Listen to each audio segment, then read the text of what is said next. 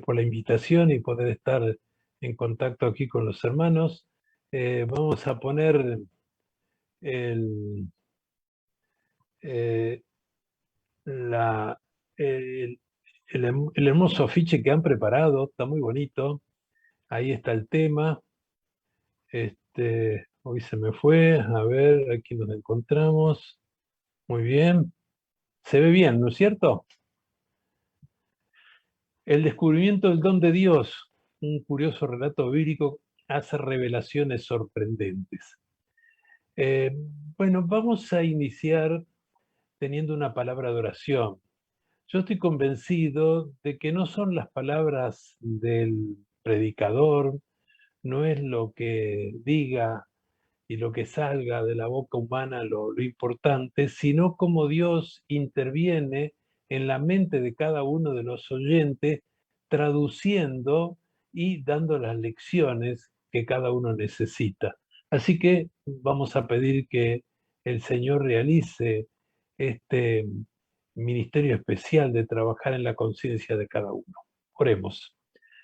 Querido Padre Celestial, muchas gracias por compartir estas horas sagradas del Santo Sábado con los hermanos de Australia y de otros países. Pedimos que bendigas a cada uno de ellos, a sus respectivas familias, y que también, Señor, nos des la bendición hermosa, grande, de poder hablar a nuestra mente y a nuestro corazón para darnos las lecciones que cada uno necesitamos. Dirige, Señor, esta presentación de tu palabra, lo pedimos en el nombre santo de Jesús. Amén. Bueno, vamos a hablar de Natanael. Han leído seguramente allí en el capítulo 1 del Evangelio de Juan, un episodio donde aparece este discípulo de Jesús como protagonista central. Hay referencias a él en otras partes de los evangelios, pero lo encontramos interviniendo en ese este, relato que se describe allí al final del capítulo 1 del Evangelio de Juan. Es interesante, en la Biblia los nombres no es una mera designación que nos dan cuando nacemos. El nombre es la expresión de la personalidad, del carácter de quien lleva ese nombre. Natanael significa Dios ha dado. Todas las palabras, todos los nombres que terminan en él, como Daniel, por ejemplo, deseado de Dios, todo el él significa Dios, ¿no? Y el resto eh, es Dios ha dado o don de Dios o regalo de Dios. Así que esperamos que este don de Dios, este regalo que hoy vamos a recibir, sea una gran bendición para cada uno de nosotros. Bueno, allí se relata en Juan que eh, el Bautista, Juan el Bautista, predicaba allí en el Jordán y bautizaba. Y Natanael era uno de los fieles seguidores de Juan el Bautista, quedaba realmente impresionado por los mensajes que él daba, y un día predicó acerca del Cordero de Dios que quita los pecados del mundo. Es una figura que utiliza el Antiguo Testamento para referirse a Jesús, al Mesías, el Hijo de Dios. Y al predicar este mensaje, todos estaban muy expectantes, señaló a una persona dentro del público y dijo, este es el Cordero de Dios. Todas las miradas, imagínense, durante siglos estuvieron esperando ese momento de la llegada del Mesías, todas se focalizaron en esa persona y Natanael, naturalmente, también estaba allí, y cuando lo vio quedó decepcionado. Dice Elena de White que al mirar a Jesús, Natanael quedó desilusionado. ¿Podía ser el Mesías este hombre que llevaba señales de pobreza y de trabajo? Sin embargo, Natanael no podía decidirse a rechazar a Jesús porque el mensaje de Juan lo había convencido en su corazón. Pero no esperaba otra cosa, no frustró sus expectativas, ¿no? Pero Natanael era una persona muy especial, estudioso, investigador, un intelectual, y entonces él se volvió a su casa y en el patio, probablemente en el fondo de su casa, allí tenía una higuera, había viñas, y él se puso a estudiar las profecías. Allí se retiró a ese huerto tranquilo, a meditar en lo que Juan había predicado y a ver las profecías concernientes al Mesías. Estaba estudiando y orando a la vez, pidiendo que el Espíritu Santo descendiese para impartirle la seguridad y el convencimiento. Eh, ¿Qué profecías estudió Natanael en aquella ocasión? ¿Qué textos él investigó? Bueno, Elena White no lo dice, no hay ninguna referencia en la Biblia, este, no sabemos, estamos teorizando. Yo me imagino, esto es algo que he tratado de ponerme en el lugar de Natanael y pensar como él podría haber pensado, este, para ver qué profecía sería, ¿no? Me siento de alguna manera identificado con Natanael, ¿no? Por la manera de ser, y pienso que eh, debe haber ido en primer lugar a las profecías que mencionó Juan el Bautista. De allí debe haber partido. ¿Qué profecía era esa? Bueno, era Isaías 53. Y los primeros textos de Isaías 53, bueno, en aquella época no existía la numeración y eso, pero ellos se identificaban claramente los textos porque eh, eran muy estudiosos, constantemente estaban leyendo los escritos del Antiguo Testamento. Y dice Isaías 53, ¿quién ha creído a nuestro mensaje? ¿Y quién se le ha revelado el poder del Señor?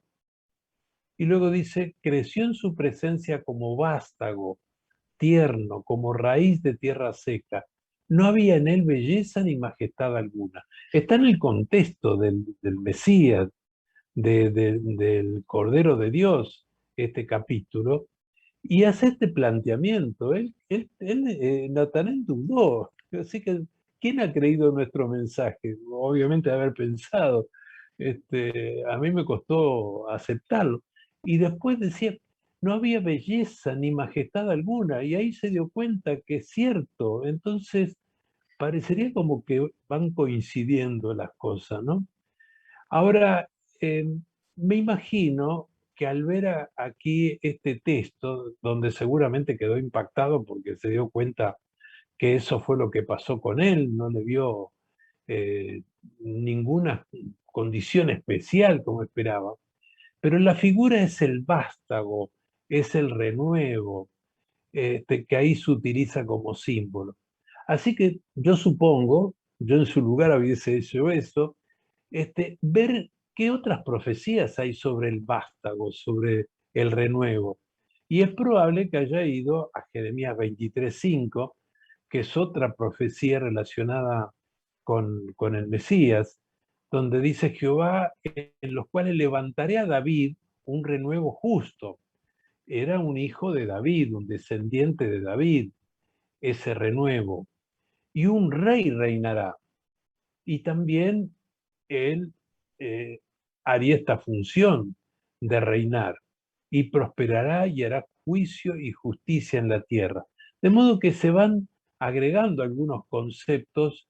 Este, eh, es posible que haya seguido, no sé, seguramente no tenía las concordancias que tenemos ahora, pero conociendo las escrituras, otra profecía que está también en Jeremías, habla del descendiente de David, del cual brotaría un renuevo, otra vez la imagen, la figura del vástago, y que haría justicia, haría juicio y justicia en la tierra.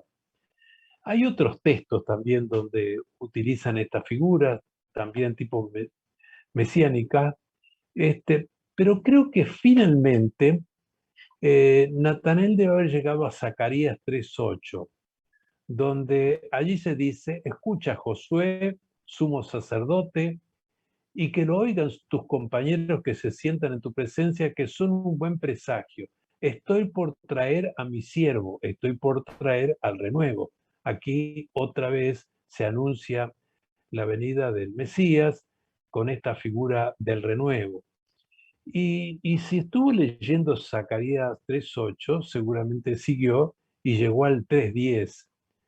Este pasaje me parece que debe haber sido clave, porque dice: en aquel día, Natalia quizás se preguntó, ¿será este día? ¿Será este que anuncia la profecía el día en que el vástago, el renuevo, el hijo de David, el rey, llegaría? Y continúa el texto diciendo: el Señor de los ejércitos, cada uno de vosotros llamará a su compañero. En otras traducciones dice: llamará a su amigo debajo de su vid y debajo de su higuera.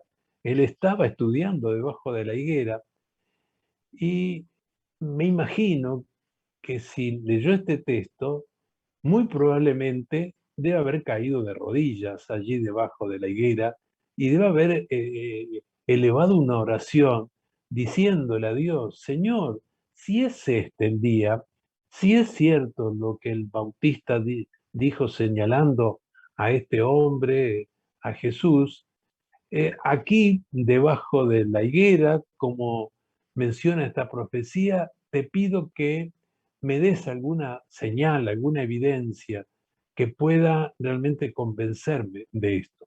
Y estaba todavía orando cuando ocurre algo llamativo.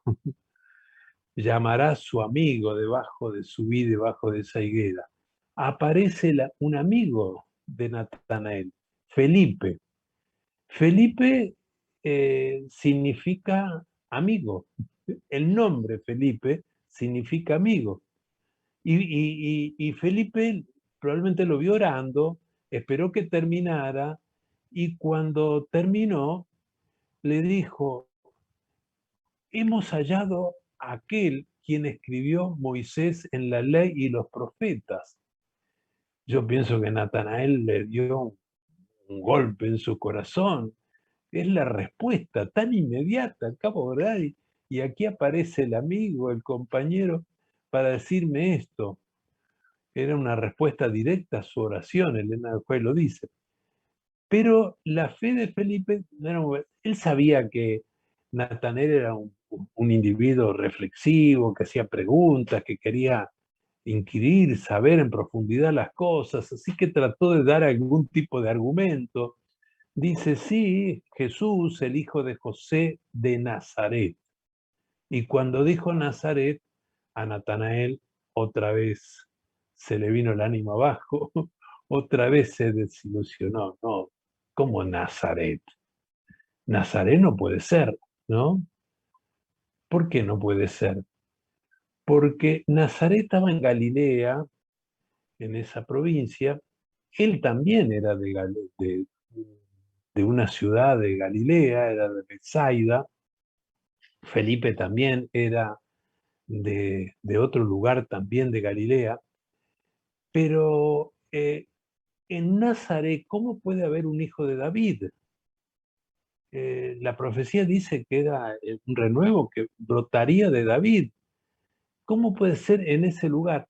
Galilea estaba al norte de Israel, una zona que fue muy influida por extranjeros, fue colonizada y había mezclas difícilmente una familia podría conservarse pura porque los judíos se casaban entre ellos.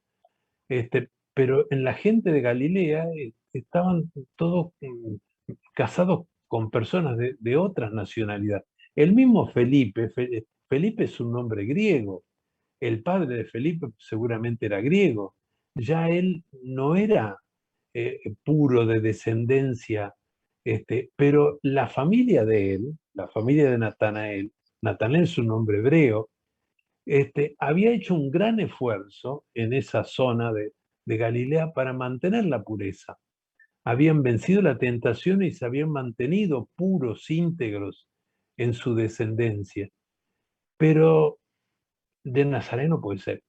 Eh, Felipe no era un individuo discutidor, ni, ni tenía la capacidad de Natanael, así que, pero un hombre práctico. Le dijo, bueno, ven, acompáñame, vamos a ver. Ahí tú sacate las dudas directamente con Jesús. Y cuando llegó frente a Jesús, Jesús le dijo, he aquí un verdadero israelita en quien no hay engaño. Y Natanael quedó impactado. ¿De dónde me conoces? ¿Qué le quiso decir Jesús? Yo creo que estaba aludiendo a precisamente a que él provenía de una familia que había mantenido el linaje, la pureza de la ascendencia judía, que no se habían mezclado, no había engaño, no había mezcla en ese sentido. Es posible que haya una referencia también a la integridad moral de Natanael, pero yo creo que hacía referencia a eso porque ese era el tema que Natanael no alcanzaba de comprender, ¿no? Entonces quedó impactado. ¿De dónde me conoces? Y entonces Jesús le dijo, cuando estabas debajo de la higuera te vi. Y ahí sí, Natanael se desarmó. Tú eres el Hijo de Dios, tú eres el Rey de Israel, haciendo alusión precisamente a las profecías que él había leído. Este, Así que allí sí se le terminaron las dudas. Comprendió que Jesús había escuchado su oración cuando estaba debajo de la higuera y que esa era la respuesta que él había pedido en oración. Y eso terminó de convencerlo, de impactarlo emocionalmente. Eh, y Jesús mismo también de alguna manera se asombró y le dijo, porque te dije que te vi debajo de la higuera, ¿crees? Te digo, de cierto digo, que de aquí en adelante veréis el cielo abierto y los ángeles de Dios que suben y descienden sobre el Hijo del Hombre. Vas a ver cosas mayores todavía. Vas a recibir dones de divinos que va a ser como el cielo abierto. Ese cielo abierto con ángeles que suben y bajan es una alusión clara, ¿no? A la experiencia de Jacob. Y probablemente es una referencia a la venida de Jesús en el futuro, de modo que de alguna manera aludía al pasado y al futuro, pero también creo que es una metáfora, una figura para referirse a esa experiencia de cuando a uno se le abre la mente y descubre la verdad de Dios. Cuando nos sentimos impactados, impresionados por la presencia de Dios, porque nos damos cuenta que esto es de Dios, es como que se abre el cielo y como que desciende el trono de Dios. Bueno, una referencia como psicólogo, me parecen personalidades complementarias, ¿no? Felipe es un tipo práctico, activo, sociable, amistoso, simpático, misionero. Muy buenas características, muy buenas. En cambio, Natanael, en otras referencias que aparecen en los evangelios, le llaman Bartolomeo. Fue también discípulo de Jesús. Yo creo que era reflexivo. De paso, siempre que lo mencionan a Felipe, mencionan a Bartolomeo. eh, Andan juntos. Yo creo que eran personalidades complementarias, ¿no? Este, Natanael que era reflexivo, inquisidor, cuestionador, un tipo que hace preguntas, un tipo que piensa, ¿no? Estudioso, buscador de la verdad, íntegro, un intelectual sincero, una persona espiritual. Bueno, cada uno tiene su perfil de personalidad, lo importante es la entrega. Bueno, ahí aparece entre los 12 discípulos Felipe y Natanael, o Bartolomeo, como en las listas que se presentan en los diferentes evangelios. De modo de que esa experiencia de Natanael lo incorporó a la iglesia de Jesús. El 12 es el símbolo de la iglesia. ¿Ustedes han visto el cielo abierto? Eh, bueno, todos sabemos, hay tres cielos, ¿no? El cielo del día, que es el de la atmósfera. En la noche ese cielo se abre y vemos más allá de la atmósfera los espacios infinitos de las constelaciones inacabables que están ahí. Ahí el cielo se nos abre. Pero este cielo abierto que decía Jesús, yo pienso que se refiere a esto de captar la trascendencia, sentir. En la Biblia se llama teofanía, teodiofanía, presencia, ¿no? Cuando aparece Dios es una teofanía. Bueno, Natanael vivió esa teofanía, yo creo que eso es como un don, ¿no? ¿Ustedes han pasado también un momento donde se han sentido impactados por alguna evidencia clara de la presencia de Dios? O seguramente todos tenemos, yo tengo varios. Hay una que nunca la conté, la voy a decir, ni mi esposa la sabe. Durante la luna de miel fuimos al sur de Argentina, Bariloche, y alquilamos una vez con otra pareja que también estaba de luna de miel, para ir a una ciudad muy bonita que está en San Martín de los Andes, se llama, están ahí en la cordillera. Este, y bueno, se nos hizo el día rápido y llegó la noche y nos volvimos a Bariloche, pero el coche, el remis que alquilamos, tenía problemas con las luces, no tenía buenas luces. Le dijimos al señor, quedémonos, ¿a quién? Bueno, pero él insistió que se tenía que volver. Bueno, así que cruzamos parte de la cordillera casi sin luz, casi que no se veía mucho. Bueno, pero estábamos tan cansados que nos dormimos. Yo en determinado momento me desperté y sentí, el coche estaba queriendo entrar en una especie de puente de hormigón. Vio que cae agua de la cordillera, lava los caminos, entonces le hacen un puente de hormigón. Pero a veces los costados, el agua también saca parte. Bueno, él quería entrar ahí, le dio marcha atrás y cuando le dio marcha atrás quedó una de las ruedas atrás en el aire. En ese momento me desperté y me di cuenta de lo que pasaba. Bueno, pensé que sería el último día de mi vida. Oré a Dios y el auto de eh, con esfuerzo salió adelante y bueno, y continuamos, ¿no? Ahí yo sentí la presencia de Dios como en tantas otras veces. El cielo abierto, bueno, la referencia era a Jacob. Ustedes conocen la historia, Jacob engañó a su padre haciéndose pasar por Esaú y Esaú se enojó, tuvo que huir de su casa y aquella primera noche él era muy doméstico, muy apegado a su mamá, y dedicado a las tareas de la casa, nunca había salido de la casa. Claro, ya no era tan pequeño, tenía 75 años, pero claro, vivía mucho en aquella época, así que capaz que un poco más que la adolescencia nuestra. Bueno, lo cierto que llegó esa noche, se sintió desprotegido, vulnerable, se acostó con una piedra de almohada y ahí vio el cielo abierto y los ángeles que bajaban y subían y entonces se encontró con la presencia de Dios. Dice el texto que despertó Jacob de su sueño y dijo, ciertamente Jehová está en este lugar y yo no lo sabía. Y tuvo miedo y dijo, cuán terrible es este lugar. Yo le he llamado sentimiento de lo terrible a esa convicción, a esa experiencia de que se abre la mente y de que uno siente la presencia de Dios. Es algo terrible en el sentido de que encontrarse frente a lo divino es conmovedor, es sobrecogedor, ¿no? Eh, en ese texto de la historia de Jacob, dice que él despertó, ¿no?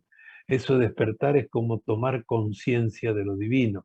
Hay un autor alemán que habla de que conocer a Dios no es el producto de la conciencia vigil normal, cotidiana, es como una supraconciencia, ¿no? Que nos permite alcanzar ahí la trascendencia. Terrible porque uno se percata de la propia debilidad e impotencia y siente que eso grandioso a uno lo puede destruir. Pero por un lado uno siente acercamiento y por otro siente temor, quiere como alejarse porque uno siente que es pecador, que no puede.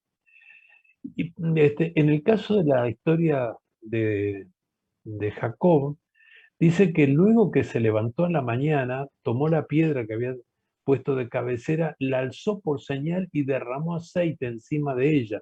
Tuvo un culto. Él hizo allí una experiencia de adoración. Hizo un voto también y dijo, si Dios me asiste y me guarda, entonces Jehová será mi Dios y de todo lo que me dieres te pagaré el diezmo. Así que hasta decidió este, pagar el diezmo y cumplir con los requisitos. Yo creo que fue como la conversión de Jacob. Si bien vivía uno diría una familia cristiana, bueno, era antes del cristianismo, pero seguramente nunca tuvo una experiencia tan impactante como esta. Eso marca un antes y un después. Allí hizo su momento de oración. Hay otros personajes, como la mujer samaritana. En Juan capítulo 4 se cuenta esta historia, allí junto al pozo de Jacob. Jesús le pidió agua, la mujer medio se molestó, como tu judío me pide de beber, y Jesús le dijo, si supieras el don de Dios, tú me pedirías a mí agua viva, que va a saciar tus necesidades para continuamente. La mujer quedó impactada. Dame de beber de esa agua, le dijo, ¿no? Y él dijo, ve, busca a tu marido. Yo pienso que la mujer se inquietó, se puso, no tengo marido. Y Jesús le dijo, bien has dicho, seguro que se lo dijo con cortesía, con afecto, con reconocimiento, porque has tenido 5 relaciones clandestinas con los cuales no te casaste, no fueron tus maridos, y con el que estás ahora tampoco. Ahí le hizo ver cuál era su necesidad, cuál era el agua que ella precisaba saciar. Era una mujer insatisfecha. Yo creo que es una personalidad histérica. Bueno, no voy a hablar tanto de psicología, pero este, eh, la mujer, cuenta Elena de Huay, que sintió cuando Jesús le dijo esto, como que una mano misteriosa hojeaba las páginas de su vida y una sensación de juicio la embargó. Allí se le abrió el cielo, el sentimiento de lo terrible le impactó y entonces empezó a hablar sobre el tema de la adoración, si hay que adorar aquí o adorar allá. Jesús le dijo, los verdaderos adoradores adoran en espíritu y en espíritu y en verdad. No depende de un lugar, depende de la actitud. Otra experiencia semejante a la de Pedro, después de haber pasado toda la noche procurando pescar en forma infructuosa, Jesús se le aparece en la mañana, le dijo que echara la red en tal lugar y apareció una pesca extraordinaria. Pedro se dio cuenta, esto es de Dios. Ahí se le abrió la mente, lo impactó, tuvo su teofanía, se aferró a los pies de Jesús y le dijo, apártate de mí que soy hombre pecador. Ahí está la ambivalencia, ¿no? Por un lado quería que se apartara, pero por el otro lado se aferraba a Dios, ¿no? Ese sentimiento ahí estuvo presente. Otro ejemplo también impresionante es el de Isaías. Él cuenta que él vio al Señor sentado sobre su trono alto y sublime, y su falda llenaba el templo, y ahí vivían los ángeles también que estaban junto al trono de Dios. Y él se sintió también como morir, ay, soy hombre pecador, ¿no? Pero Dios le puso un carbón sobre los labios, parece que el problema de él era al hablar, quizás no era muy íntegro en su verdad, de repente decía mentira o cosas que no debía, en fin, y ahí lo purificó y entonces le dio la profecía y se sintió, bueno, esa fue su teofanía, ahí fue que se le abrió la mente y el otro ejemplo impactante también es el de Pablo, ¿no? Bueno, Saulo eh, estaba persiguiendo a Jesús. Bueno, he escrito varios libros. Uno es Psicología de los personajes bíblicos y de paso la historia de Natanael la cuento también en otro libro que se llama Biografía Bíblica. De Pablo cuento también su historia, hago algunas interpretaciones. La experiencia del consultorio nos permite conocer mucha gente en sus problemáticas y los mecanismos internos de la mente humana, y entonces eso abre, digamos, nos da alguna información para poder entender mejor a los personajes. Y, y entonces, en camino a Damasco, eh, Saulo estaba fuera de sí, estaba como enloquecido, estaba obsesionado con esto de perseguir y perseguir. Él en su mente le estaba inquietando porque le había quedado impactado por el discurso de Esteban. Cuando lo apedrearon, incluso se iluminó la cara de Esteban y él dijo que veía a Dios. Yo creo que ahí también se le abrió la mente de alguna manera a Saulo, pero él se negó, no quiso aceptar. Sus creencias farisaicas le hacía rechazar esto, ¿no? Pero estaba con una lucha interior, tenía un gran conflicto. Además, creo que también estaba en duelo.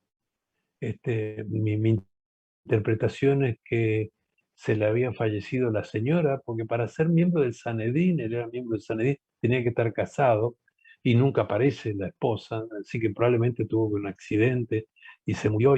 Y bueno, y eso debe haber producido una especie de impacto en la estructura de su pensamiento. Los fariseicos eran muy estructurados, muy rígidos y muy difícil de cambiar. Este, Nicodemo necesitó 3 años para cambiar. Y bueno, ¿cómo que cambió tan rápido Saulo? Porque bueno, yo pienso que Dios hizo un trabajo impactante sobre él. Bueno, y ahí al llegar al camino de Damasco, se le aparece en Dios otra vez el cielo abierto y esta teofanía, este sentimiento de lo terrible. Jesús le dijo, no es Saulo, es una mala traducción. Saulo era el nombre griego, pero el nombre hebreo, el nombre original, con el que lo llamaba la mamá, el papá cuando era chico, y le decía, vení Saúl, es Saúl. Y el original de ese texto dice, Saúl, Saúl, ¿por qué me persigues? Jesús le habló como le hablaba al papá o la mamá, con ternura. Y entonces él dijo, pero ¿quién eres, Señor? Y entonces le digo, yo soy Jesús a quien tú persigues. Y le dice esta cosa llamativa, dura cosa te dar coces contra el aguijón. ¿Qué le quiso decir? ¿No? Dura cosa es dar coces, dar puntapié, dar patadas, ¿no? Diríamos, contra un aguijón. ¿Alguna vez le dieron un puntapié, alguna aguja, algún clavo? han pateado un clavo. Bueno, no se lo recomiendo, naturalmente, ¿no? Debe ser una cosa muy dolorosa darle un puntapié a un clavo. Bueno, esa es la figura que usó Jesús para describir la problemática interior. Él estaba convencido, es decir, en el fondo él se daba cuenta de que era verdad lo que dicen los cristianos, lo que decía Esteban, pero él se oponía y estaba en lucha interiormente, estaba dándole eso, puntapié al clavo, y se estaba dañando. Entonces Jesús le dijo, no te dañes más, eh, sal de este conflicto, supéralo, ¿no? Y yo creo que era un hombre inteligente, obviamente Pablo es uno de los tipos más capaces que encontramos en la Biblia, enseguida captó esta, en términos psicológicos le decimos la interpretación de la problemática interior. Y entonces ahí bajó sus defensas y hizo su entrega. ¿Qué quieres que haga, Señor? Ya ahí se convirtió en Pablo. Dejó de ser Saúl o Saulo y se convirtió en Pablo.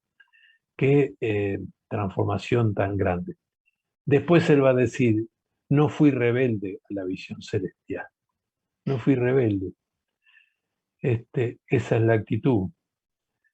Cuando el cielo se abre, cuando tenemos ese impacto de la presencia de Dios, seamos dóciles, ¿no? Aceptemos lo que el Señor nos quiere. Si hoy oyereis su voz, no endurezcáis en vuestros corazones. ¿Están oyendo la voz? Dios le está hablando al corazón. Bueno, finalmente el cielo se va a abrir. Ahí sí, definitivamente. Al clamor final, los cielos se abrirán. La voz potentosa de Marchena, no sé si lo conocen, a este cantor adventista, tuve el privilegio de compartir con él en un retiro espiritual al que nos invitaron a él para cantar y a mí para predicar hace unos años atrás, y me encanta cómo predica, ¿no? Y esta es una de, a ver, bueno, hacerlo un poquito más cortito.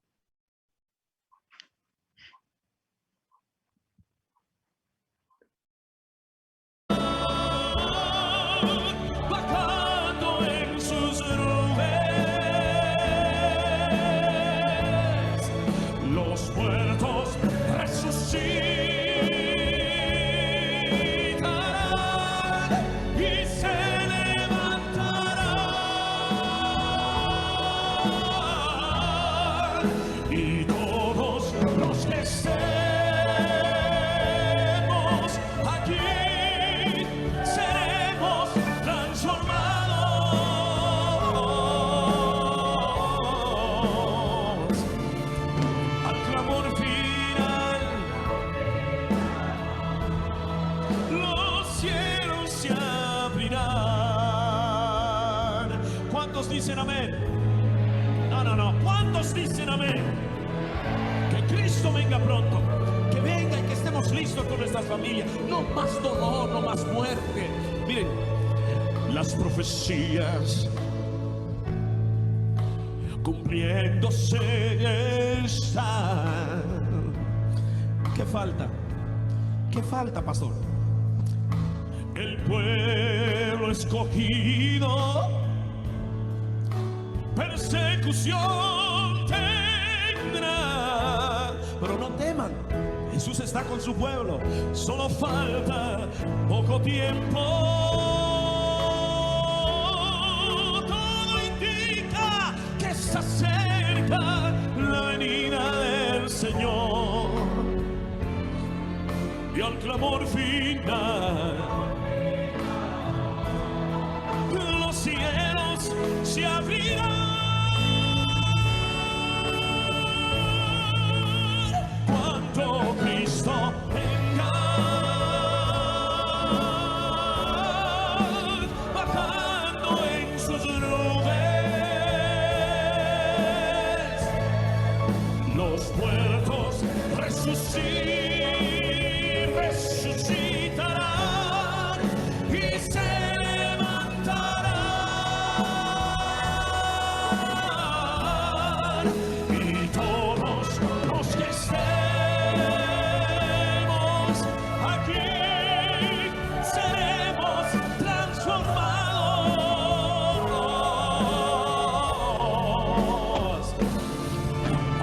clamor final,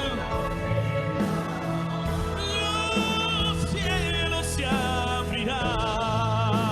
¿Quieren cantar con nosotros? Pónganse de pie, cantemos. Cuando Cristo venga, seremos transformados.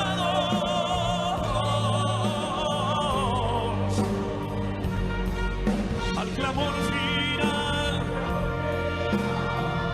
los cielos se abrirán.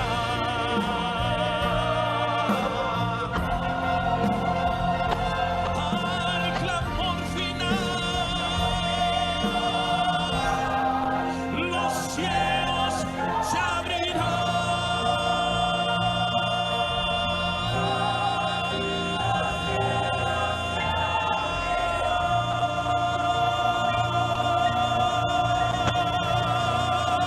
Amén.